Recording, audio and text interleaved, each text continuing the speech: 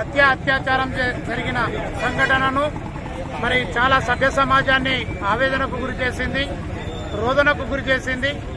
ఒక డాక్టర్ అంటే మరి ఆ డాక్టర్ దగ్గరికి వచ్చినవాడు నేరస్తుడా, దొంగన, లంగన, హత్య చేసినవాడా అనేది ఆలోచించకుండా డాక్టర్లు ప్రాణదానం చేస్తారు.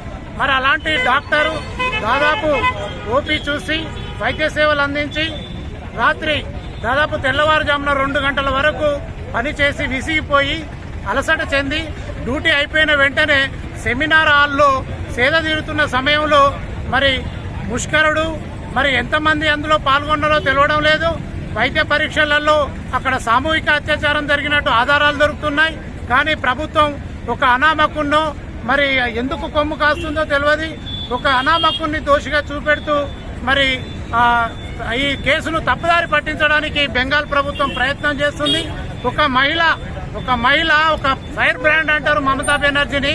మరి ఒక మహిళకు తన రాష్ట్రంలో తన ప్రభుత్వంలో అన్యాయం జరిగినప్పుడు స్పందించకుండా ఆ డాక్టర్ను రాత్రికి రాత్రే హెచ్ఓడిగా ఉన్న డాక్టర్ను రాత్రికి రాత్రే వేరే పోస్టుకు బదిలీ చేయడం, వేరే కాడ పోస్టింగ్ చేయడం అదొకటి.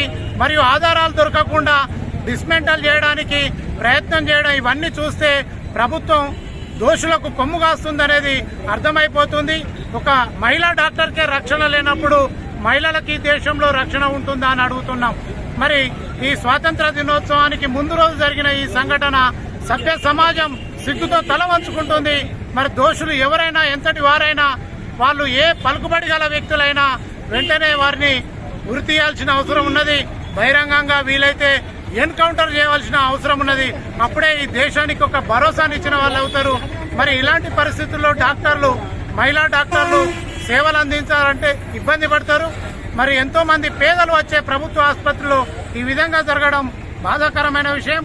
ఆ డాక్టర్ గారి ఆత్మకు శాంతి చేకూరాలని, వారి కుటుంబానికి న్యాయం జరగాలని కోరుతూ జేఏసీ అసంపత్తి డిమాండ్ చేస్తుంది. డాక్టర్ పై జరిగిన హత్యను, అత్యాచారాన్ని